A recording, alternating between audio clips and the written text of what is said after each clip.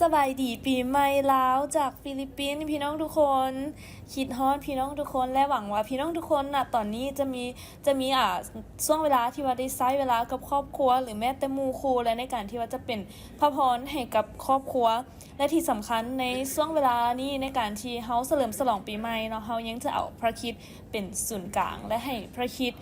ที่จะนำใช้เฮาในการที่จะเป็นพระพรและในการที่ให้เฮาได้เป็นเกลือและแสงสว่างให้กับครอบครัวของเฮาและพี่น้องของเฮาทุกคนและหัวข้อของเฮาเนาะพี่น้องทุกคนในมื้อนี้ข้าพเจ้าคิดว่าเป็นหัวข้อที่เข้ากับสถานการณ์สังคมของเฮาที่บ่แม่นแต่อยู่แต่ประเทศลาวหรือแม้แต่อยู่ฟิลิปปินส์ที่ข้าพเจ้ากำลังเรียนอยู่เป็นคิดว่าเป็นปัญหาสังคมที่กำลังเกิดขึ้นอยู่ทั่วทุกมุมโลกโดยเฉพาะแม่นณตอนนี้ที่เฮากำลังพบกับสถานการณ์ปัญหาเรื่องเศรษฐกิจและมีความบ่ยุติธรรมที่ว่าเกิดขึ้นอยู่ในสังคมและเฮามีหลายคำถามและเฮาเห็นหลายปัญหาที่ว่าเกิดขึ้นแต่เฮาจะมาเบิ่งว่าเฮาจะมาเรียนรู้จากเนเฮมียาในชีวิตของเราในการที่ในท่ามกลางปัญหาต่างๆเราได้แก้ไขแบบใดและเราได้ให้พระเจ้าในการที่จะนำใช้เราในการที่จะเป็นเกลือและแสงสว่างในการที่จะเป็นผู้นำแบบใดซึ่งสำคัญกับเฮาเนาะในฐานะที่ว่าเฮาเป็นผู้เชื่อพระเจ้าและในบางเฮาเป็นผู้นำฝ่ายจิตวิญญาณเฮาจะเรียนรู้จากชีวิตของเนเฮมียาแบบใดหรือบ่แม่นแต่เท่านั้นเนาะในการที่เฮาจะเห็นพระเจ้าในสถานการณ์ที่เฮากำลังพบเจอนี่นะเฮาจะเห็นพระเจ้าว่าพระเจ้าเป็นพระเจ้าที่ช่วยเหลือเฮาและช่วยให้เฮาได้ก้าวผ่านความบ่ยุติธรรมและปัญหาสังคมและให้เฮาได้มีความหวังในพระเจ้าหลายขึ้นในมื้อนี้หัวข้อของเฮาก็แม่นการลบล้างความบ่ยุติธรรมทางสังคมให้พี่น้องเนาะเปิดไปในเฮมียาบทที่5ข้อที่1ค่ะข้อที่19แต่ว่าข้าพเจ้าจะอ่านแต่4ข้อก่อนเนาะแล้วมีหลายคนทั้งชายและหญิงได้เริ่มจมหายตัวพี่น้องสาวหิวด้วยกันบางคนว่าพวกเขามีครอบครัวใหญ่จึงต้องการข้าวกินเพื่อให้มีชีวิตอยู่ต่อไปคนอื่นอีกว่า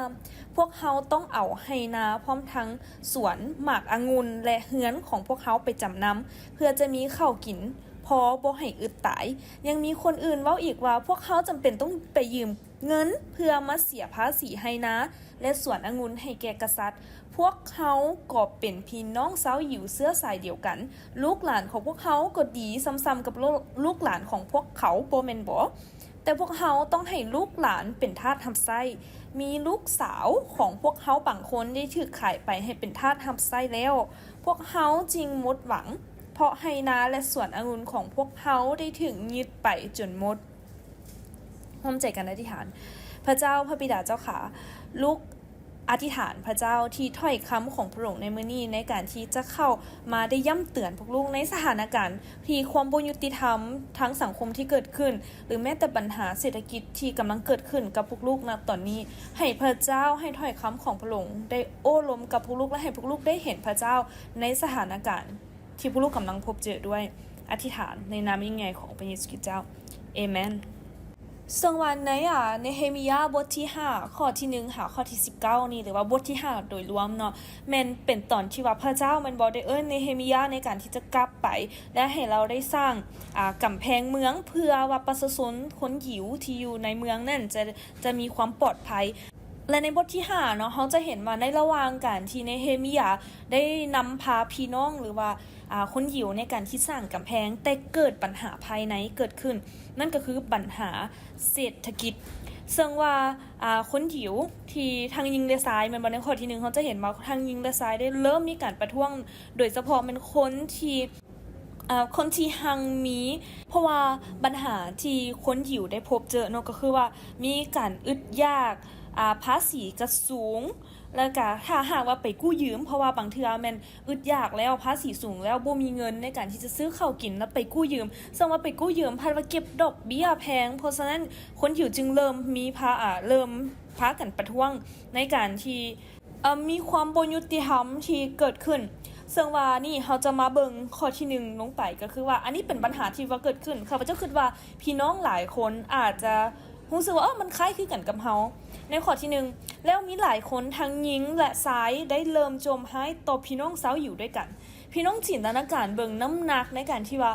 เฮาเป็นคนหยิวน้ำกันแล้ว พากันจมหายต่อกับคนหยิวด้วยกันเพราะหยังเพราะย้อนความบ่ยุติธรรมที่เกิดขึ้นภายในประเทศของตัวเองบางคนว่าพวกเฮามีครอบครัวใหญ่จึงต้องการข้าวกินเพื่อให้มีชีวิตอยู่ต่อไปความอึดอยากที่ว่าได้เกิดขึ้นกับพวกเขาและครอบครัวที่อึดอยากครอบครัวที่ยากจนนี่เป็นปัญหาที่ว่าเกิดขึ้นณตอนนี้เฮาก็ยังเห็นอยู่คนอื่นเว้าอีกว่าพวกเฮาต้องเอาให้นาพร้อมทั้งสวนหมากองุ่นและเฮือนของพวกเฮาไปจำนำเพื่อจะมีข้าวกินพอบ่ให้อึดตาย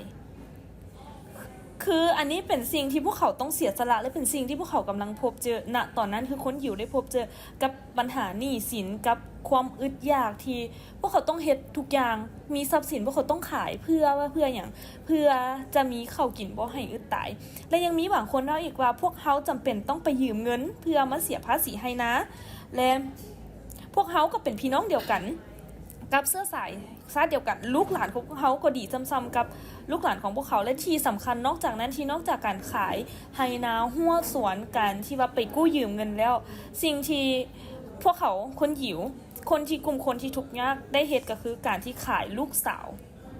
ของตนเองให้ไปเป็นทาสทำไส้พี่น้องคิดเบิ่งพวกเขาต้องเจอหลายปัญหาส่ำใดในการที่ว่าขายลูกสาวของตัวเองเพื่อเป็นทาสทำไส้เพื่อว่าได้เงินมาในการที่จะแก้ไขสถานการณ์ของพวกเขาณตอนนั้นและอันนี้เป็นปัญหาที่ว่าเกิดขึ้นทั้งสังคมที่พวกเขากำลังพบเจอพี่น้องถ้าหากว่าเฮาตอนนี้ที่เฮาคิดว่าเฮาพบปัญหาหลายอย่างแต่เฮาขอบคุณพระเจ้าที่เฮาบ่ได้ขายลูกหลานของพวกเขาเพื่อเป็นทาสรับใช้ซึ่งณตอนนั้นคนหิวข้าพเจ้าคิดบ่ออกคิดภาพบ่ออกเลยว่าพวกเขาต้องได้พบเจอกับปัญหาหลายส่ำใดอันนี้เป็นปัญหาที่ว่าเกิดขึ้นในสังคมซึ่งข้าพเจ้าเชื่อว่าเฮาทุกคนได้มีการพบพ่อเส้นเดียวกันกับคนหิวแต่เฮาอาจจะบ่ได้ถึงขั้นโหดให้เหมือนกันกับคนหิวและเฮามาเบิ่งในเฮมิยาในการที่เราเป็นผู้นำเราเฮ็ดแบบใดในข้อที่6เนาะคือในเฮมิยาอีกอันนึงที่เฮาได้เรียนรู้ก็คือเมื่อข้าพเจ้าได้ยินคำโจมของพวกเขาข้าพเจ้าก็เครียดแค้นอย่างร้ายแรงและได้ตัดสินใจเฮ็ดอย่างหนึ่งลงไปเราบ่ได้เหมือนเสยแต่เราตัดสินใจเฮ็ดอย่างหนึ่งลงไปก็คือข้าพเจ้าได้ประนามพวกผู้นำและบรรดาเจ้าหน้าที่ประชาชนและบอกพวกเขาว่าพวกทานข่มเหงพี่น้องของพวกทานเองเราลุกขึ้นมาและในการที่จะเว้าถ้อยคำที่เป็นความจริงต่อกับพวกผู้นำและบรรดาเจ้าหน้าที่ประชาชนบอกว่าพวกทานข่มเหงพี่น้องของทานเองและเราได้เอิ้นพวกเขามาประชุมเพื่อแก้ปัญหานี้และในข้อที่9เฮาเห็นว่าแล้วข้าพเจ้าก็กล่าวว่า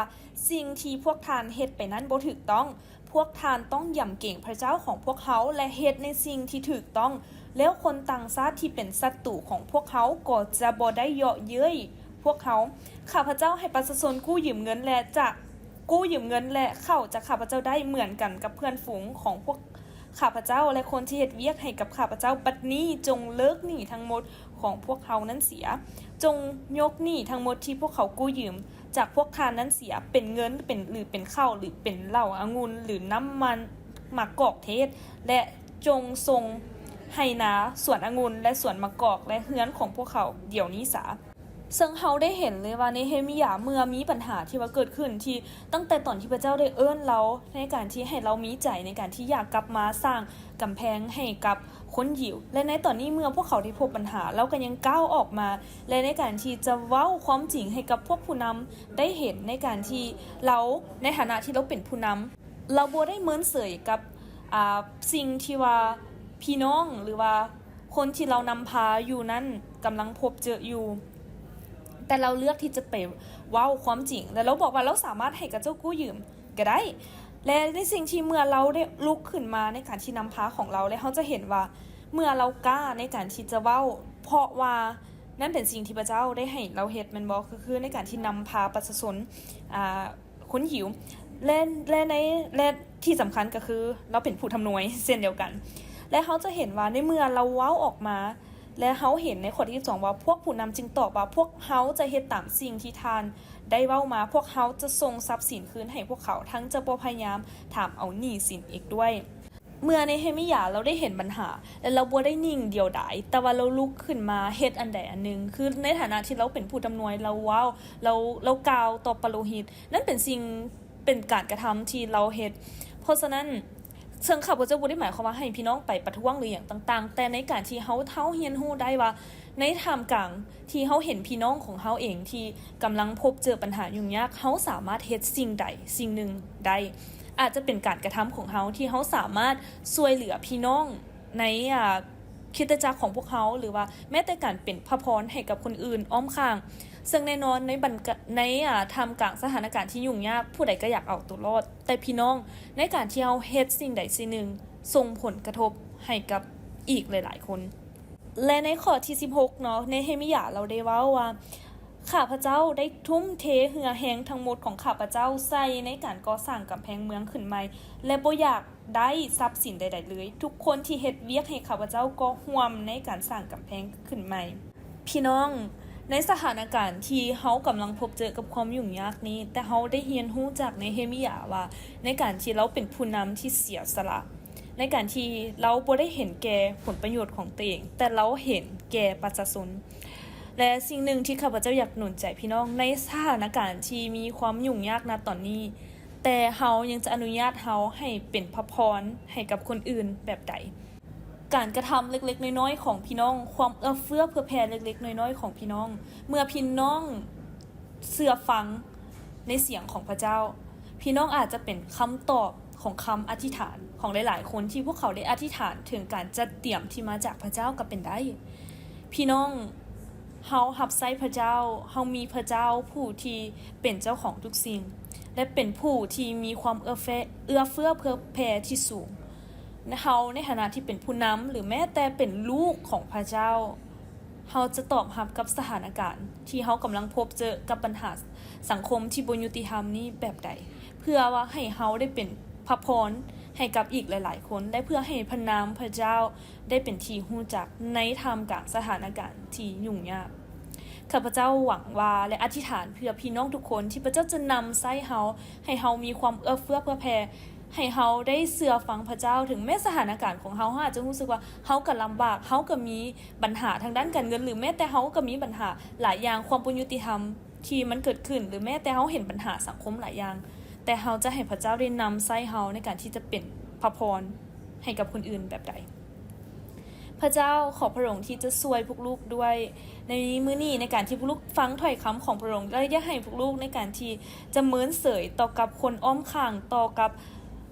คนที่ต้องการความช่วยเหลือณตอนนี้พระเจ้าให้พวกลูกได้มีใจเมตตาสงสารและให้พวกลูกได้ฮักเพื่อนบ้านเหมือนพวกลูกฮักตนเองให้พวกลูกมีความเอื้อเฟื้อเผื่อแผ่เหมือนดังที่พวกลูกต้องการความช่วยเหลือที่มาจากพระเจ้าด้วยพระบิดาเจ้าค่ะและอธิษฐานถ้าหากว่าพี่น้องผู้ใดณตอนนี้ที่กำลังห้องขอความช่วยเหลือที่มาจากพระองค์ที่กำลังต้องการการจัดเตรียมที่มาจากพระเจ้าขอพระองค์ที่จะเป็นผู้จัดเตรียมให้กับพวกลูกด้วยพระเจ้า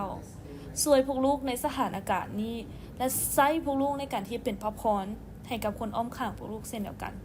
อธิษฐานในนามยิ่งใหญ่ขององค์พระเยซูคริสต์เจ้าขอให้พี่น้องได้เป็นเกลือและแสงสว่างในท่ามกลางสถานการณ์และปัญหาเศรษฐกิจและสังคมที่กำลังเกิดขึ้นณตอนนี้ด้วยพระเจ้าอวยพรพี่น้องทุกคน